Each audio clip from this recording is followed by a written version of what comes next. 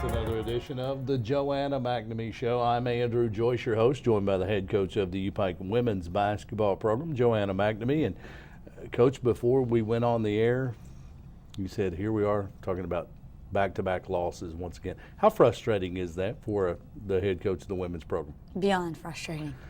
And I said, but you're competing. Yes. It's different. Is it different for a coach to be competing or to be getting blown out?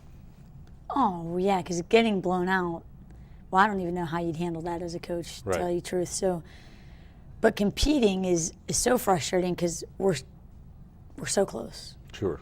And, the 3-point game, or, it really, even in Georgetown, we were only down 5 with about 4 minutes left in the game. Right. We're right there. It's sometimes I think with our younger team, or, it's even a confidence issue where if we just went into the last 5 minutes of the game knowing we're the better team, we're going to win, Sure. it would almost make up the difference. But I feel like sometimes we go in with I hope we don't lose, or I hope we can pull this out, and Right. either one will get you beat. Sure. And we're trying to change that mentality, and that's one big thing we talked about after our last loss, is that we have to start realizing that we're good and that we can do it. Right. Because mentality is a big thing at this time of year. Doesn't happen overnight.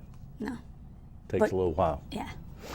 Coach Joanna McNamee, head coach of the U-Pike women's program, and still somewhat of a newcomer to the Pikeville community. And I had someone ask me this past week, what's the background on Coach McNamee? We know that she is part of an athletic family that is well known throughout the Pikeville community, but there are a lot of folks that tune in that don't know Joanna McNamee.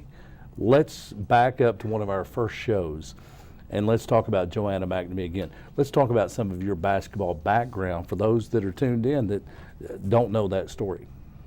Well, my basketball background has been, I've been fortunate as a player. I played Division II basketball in West Virginia on a successful team. We won the conference championship, which, at that level, it's kind of like winning the Mid-South Conference. It's a good thing. Sure. And went on to get into coaching because I just couldn't get away from basketball. I loved it, and got to coach at Eastern Kentucky University for a few years, got to coach at West Virginia University for a few years, and got to coach at the University of Maryland for 5 years. So Right. I had just a fun coaching experience and got to kind of work my way up the ladder, which is what you sort of do in coaching, just like any business person does in business. But then when I was at Maryland, I had my 2 little boys. My second one, when I got pregnant with my second, I decided that I wanted to take a little break from coaching. Sure. And raise them, and now they're both in school, and this job came open, and it gave me a chance to get back to Pikeville, which is where my husband is from, where we have all these nieces and nephews and family, and my kids love being here. So it Right. gave us, and me in particular, a chance to maybe do both, be a good mom and be a basketball coach, which Right. is 2 things that I love doing. And of course, that McNamee family, you just happened to meet your husband over a copier in a coach's office. Right. I guess at Eastern Kentucky University. Actually, at West Virginia West University. Virginia. Yeah, but that's what our talking point was that I had just came from Eastern Kentucky, and his brothers played football at Eastern Sure. Kentucky, so I met him at the copier a few times with, like I said, blank paper to copy, just to get Right. a conversation going with the cute baseball coach. Yes. Yeah. Yeah. And there you have the story, an abbreviated story of Joanna McNamee's basketball career. And I think we can sum it up with a winner at every level, as a player, as a coach, and then when you were at the University of Maryland, a national championship. Right. That's a big deal. It is a That's huge the deal. top of women's college basketball, and you were a part of that. We're seeing that. Is this Division I? No. Are we seeing a national championship? No. But what we've seen, I said it on the Sports Guys Monday night, is this team is scary good at this point. I would not want to draw the University of Pikeville women come tournament time, the steps it has taken from November until now, and foreseeing the steps that it takes between now and tournament time. I would not want to draw this team.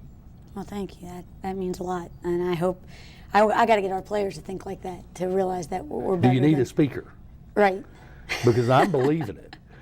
Whether the players are believing it or not, I look at the scores, I look at the numbers, I look at the games, and I see what's going on the court.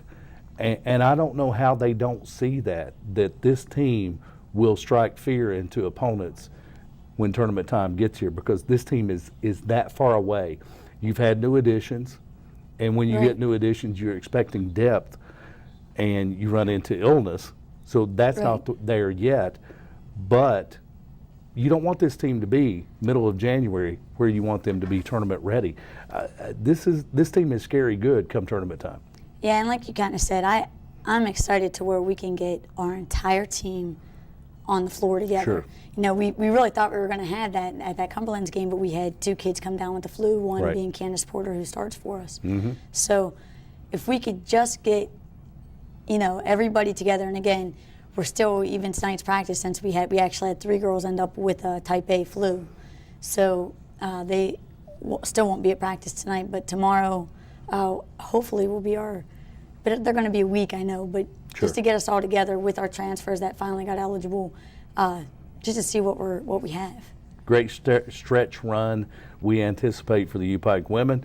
We'll talk about that. We'll also talk about the last 2 games at Georgetown, at Cumberland's, competing in the Mid-South Conference with the best in the conference, 2 top 25 ranked teams. Coming off losses, yes, but the U-Pike women are competitive.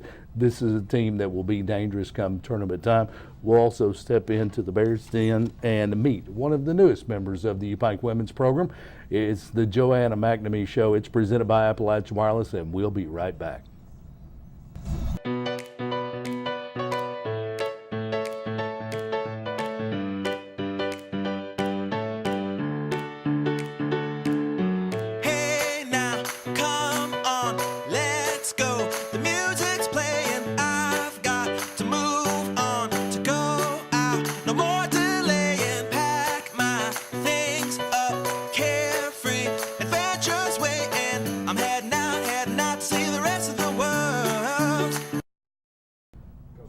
Welcome back in. It's the Joanna McNamee Show presented by Appalachian Wireless. Better service, bigger savings. Today's Appalachian Wireless. I'm Andrew Joyce, your host, joined by the head coach of the U-Pike women's team, Joanna McNamee. 7-11, 2-5 in the Mid-South Conference, but back-to-back top 25 opponents last week on the road. It doesn't get any tougher. The Mid-South Conference, tremendous basketball conference, both the men's and women's side. You go to Georgetown, one of the toughest places to play in the conference, and you take on a team that's in the top 10 in the country at that point. And as you said, a 5-point game, 4 minutes to go. You had to feel good about that, but that confidence level not there for the U-Pike team just yet. Right. I was really happy with the way we competed in that game. In the first half, they came out, and I don't know if it was like took us by surprise or shocked us a little bit, but they were instantly 10-0. Sure. And I think that easily any team could start to just get down and just hang it up, but we fought and we scrapped and we fought and we scrapped, and at halftime I think it was 44-44, and I think it at that point did give us confidence, like, all right, we can do this. But then in the second half, once some players getting to a little ticky-tack foul trouble, and we just can't seem to put 40 minutes. I think if this team can put 40 minutes of basketball together, and we kind of almost did that against Cumberland, the first, the one that we played at home. Sure. When we do that, I agree with you. We're hard to beat, or we will be hard to beat, but we just need to do that. In fairness to the program, this is a team that has not been completely together long enough to be a team that can be that type of team that puts together 40 minutes.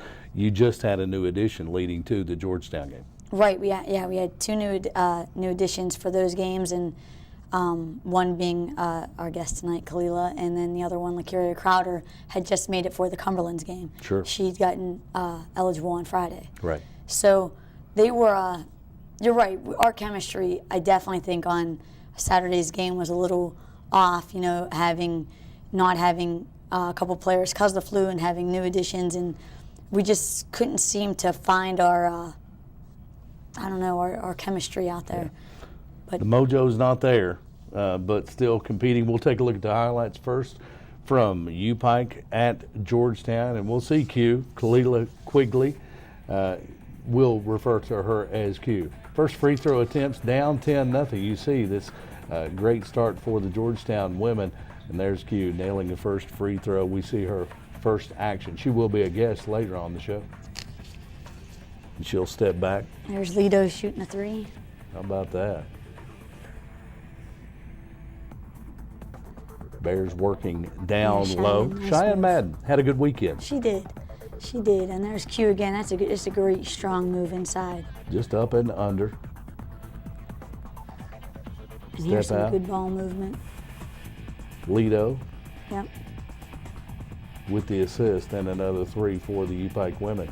Great pressure defense coming here. Yep, here we're down 10 still, and we just kind of tried to get into them, and I thought we looked real scrappy on our defense. Defensive effort from the U-Pike women. Team still coming together. Yes, that's Driving the Kella baseline. Eldridge. Yep.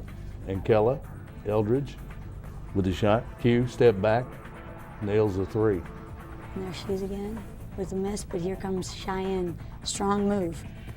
And still growing up, still learning the college game is Cheyenne Madden. Yes, absolutely. Great assist from Q there to Cheyenne, and that's what, as soon as she can put time together where she takes no break. There's Porter with a nice jumper. Candace played real well too. Again, great assists inside from Q to Cheyenne. Yeah, not just looking to score, but helping teammates, and that will get it done. Kella, that's Eldridge, a big 3 there. Tied it up 44-44. little spin move in the paint and off the glass. Then we'll look to the corner, look for another 3. Kella Eldridge. Right, and you see Bingo. the second half. I mean, we're sticking with them. We're playing great. And that's a great hustle play. Huge right here when she dives on the floor. I mean, that's Patrice Tung who's here. To see her get on the floor like that is huge, and it just heated them up enough. And then Lido's stepping out in the passing lane. Again, tied, 12 minutes left. It was just one of those, but after, and you see that's our last highlight, Right. but after that it just kind of didn't go our way. We'll travel to Williamsburg, the Rollins Center, the University of Cumberland. And Kalisha Johnson gets things started on the baseline. 25 points in this game. All right, and there she has a nice assist to Cheyenne inside. Cheyenne with 18 in the loss to Cumberland. It ends up being a 3-point loss, but this is a team ranked 22nd in the country at the time. Right, and that's the, like right there, when we had good ball movement, we did some nice things against them. We spread them out a little bit defensively. There's Q with the deep 3. Deep 3 indeed. And here she is off the dribble. That's what makes her versatile. She can go both ways. There's Patrice with a nice rebound putback. All this team can do is get better. Cumberland's with an inbounds pass, a steal. Cheyenne Madden. I mean, Cheyenne going coast to coast. That's pretty impressive for a 5 spot. And for a 5 spot who happens to be a true freshman. Right.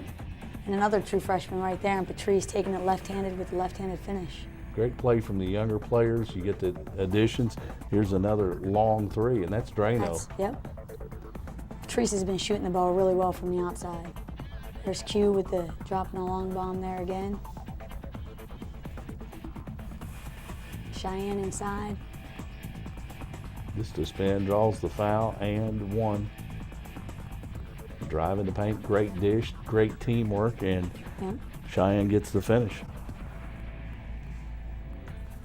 Kalisha Johnson, again, somewhat forgotten. Right, and But there's finished Q with following her, 25. yep, following her own shot and putting it back. And that's one thing that I think we've picked up a lot is our offensive and defensive rebounding. There's Kalisha going coast to coast. Defensive effort there, and a steal. We talk about wins being contagious. Defense is contagious as well. It really is. We've seen Q add some energy to this team, especially on the defensive end. And then they had a late Guess you didn't put that in there. controversial call at the end. Reset of the shot clock. Your thoughts on that? I'm disappointed. I mean, that's something that really shouldn't have happened. You kind of see it right there. We batted it down, and they got back possession of it and called timeout. The shot clock was at 2, and there was about 11 or just under 12 seconds left in the game. So we were down 1, and our whole timeout focused on, and I put Q and our other Kalisha in, who both had 4 fouls. But I subbed them in already, so they were in the game. And what we had said was, We just have to basically get our hands up and be active for the 2 seconds. Right. Grab the rebound and go with it. We could call a timeout. I had one timeout left, so we could call a timeout when they crossed half court. But, you know, if they have the opportunity to drive and go all the way, take it. Well, you know, we have that whole timeout. The 2 is left up on the shot clock. Both teams go out and they clear the shot clock. Right. And they said that we had possession of it. And I said, well, then how did they call timeout? And they said, no, you had possession of it, and then they stole it from you. Right. Which none of that happened. Sure. We batted it out of their hand. I mean, you just saw it. Right. It was very frustrating, and it was even more frustrating that they waited till the timeout was over. Right. And I said, well, can we redo the timeout? And they said, well, you can take your timeout. Well, you can't take a timeout in that we only have one. Sure. So we ended up having to foul, and they hit their 2 free throws, which put us down 3, and it took us a couple seconds to foul, which made us only have 6 seconds to go down the other end and try to get off a 3, which of course we did, but it didn't go in. You're a coach who just may have seen a game swing in the last minutes. Are you in favor or opposed to instant replay in that situation?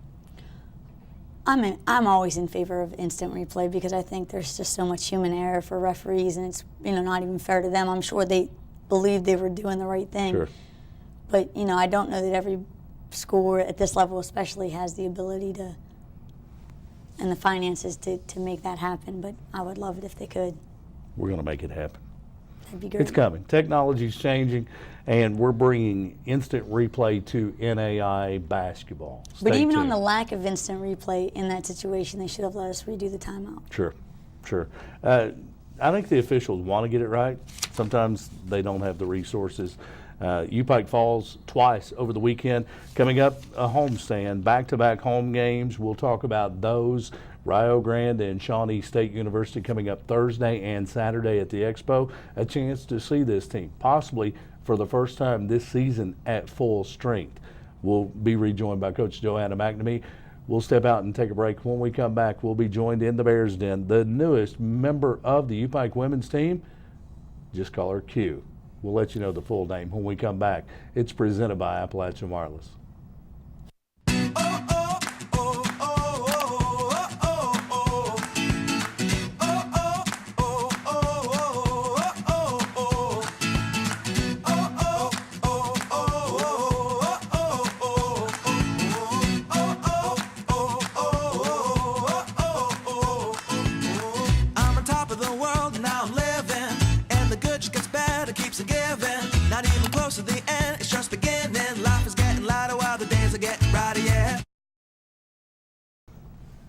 Welcome back in. It's the Joanna McNamee Show presented by Appalachian Wireless, talking Upike women's basketball, and joined now in the Bears Den by one of the newest members of the Upike women's basketball team, Kalila Quigley. We'll say Q from here on. Welcome to the Joanna McNamee Show. Thank you. And welcome back to game action. We'll talk about that. We'll step onto the court. You saw your first action in quite a while last week. But first, let's talk about Q, the student athlete. Let's talk about what your academic major is, what your future plans are. My major right now is sports management. For sports management, maybe I want to be a athletic director or coach one day. Right. Have you had some coaches in your career that have affected you? Yes, I've had a lot of coaches. A high school coach, Coach Mac, pretty much. Big influences in your career. Let's talk about that. Let's step back to Kalila Quigley's first organized basketball. What made you the player that you are today? Let's talk about when it all began. It began when I was about 5 years old.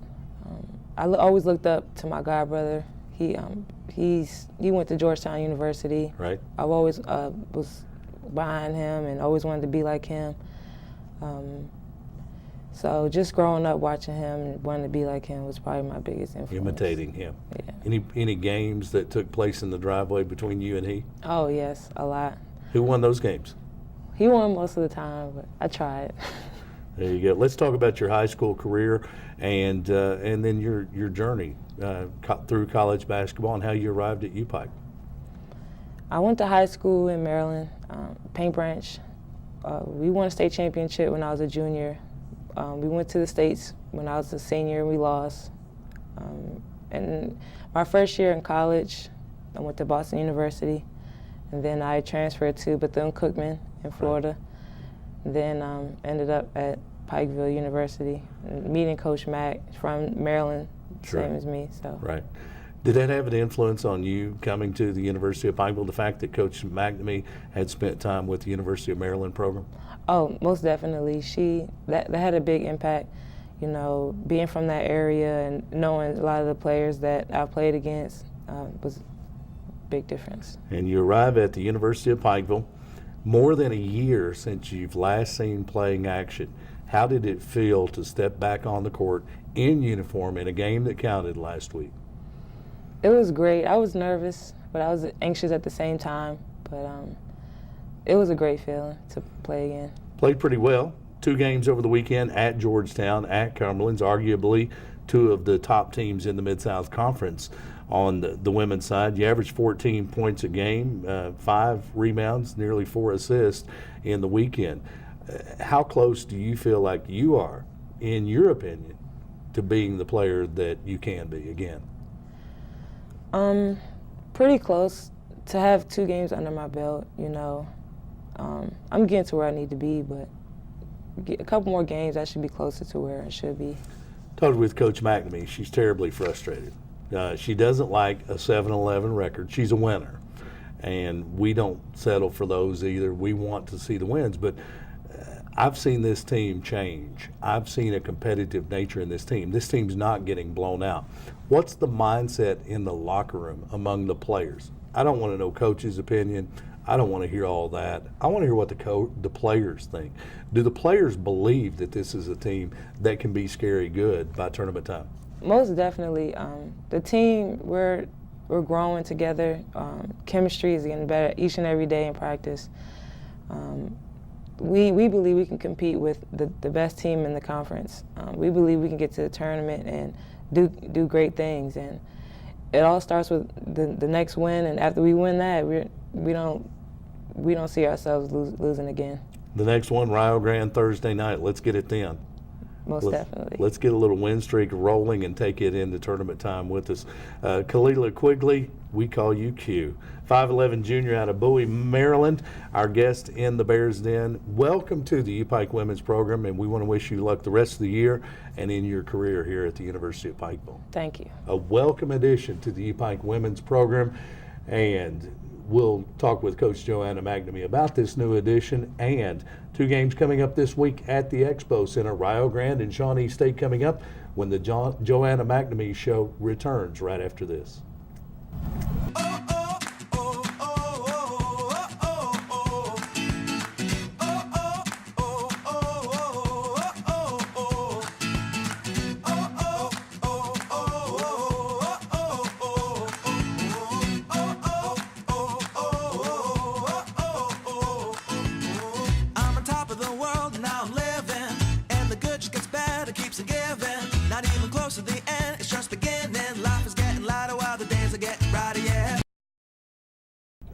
Welcome back in the Joanna McNamee Show, presented by Appalachian Wireless. We talk UPike women's basketball, and UPike currently 7-11, 2-5 in the conference, coming off competitive losses against 2 top 25 ranked teams, Georgetown and Cumberland's.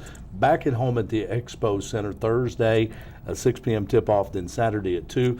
Rio Grande coming up Thursday, Shawnee State on Saturday. Coach Joanna McNamee, how much difference does it make for your team playing at home, being on the road? Well, it's hard to say. I think everybody likes being at home, so I think it's nicer to be at home, but I don't think we played terrible on the road. It's just a matter of, this conference is just, it's really competitive. So me and actually the Georgetown coach were talking about it, on any given day, it feels like any team can win. I mean, you see Shawnee State, they've had games where they look unbelievable. They have games where they look very average. Rio Grande's leading the country in scoring, and they take it to teams. But then on the same note, you'll see them lose maybe by 15 to a team. You think, how did that happen? So it's an up and down conference, and I think at home you have to bank that your players are going to be better, well rested. They won't have bust legs, Right. and they're going to come out and play with confidence in front of some supportive fans. Rio Grande leading the nation in scoring. You like for your team to get up and down, so we're not going to see a game in the 60s. No, I think it'll be a really fun game to watch, and hopefully we can defend them and get them to turn over the ball a little bit to us. But they're fun to. I enjoy watching them on film just because they do push the ball and they kind of play the same brand of basketball that I enjoy playing. You've got a couple of new additions. You've had a couple of players sick. How close will this team be Thursday to 100%? I think we'll be closer Saturday just because of the flu. The three, like I said, and it's two of our post players that get a lot of minutes are two of the ones that had the flu. So I think once, but I still think we should put on a good effort and hopefully get a win on Thursday. Let's get two. Yes. Thursday, Saturday, let's get a weekend sweep. Coach Joanna McNamee, best of luck against Rio and Shawnee State. We'll talk about two wins next week on the Joanna McNamee Show. It's presented by Appalachian Wireless. Rio Grande University coming up Thursday at the Expo Center, 6 p.m. tip-off. You can check it out on PikeTV.com. We encourage you to be there. Be at the Expo Center. See this team. See how competitive they are. It's a great brand of basketball. If you like Kelly Wells and the men's style, you'll like this style as well. Stay tuned Thursday 6, Saturday at 2 for the women's action at the Expo Center. And thanks for tuning in. Tune in again to the Joanna McNamee Show. It's been presented by Appalachian Wireless.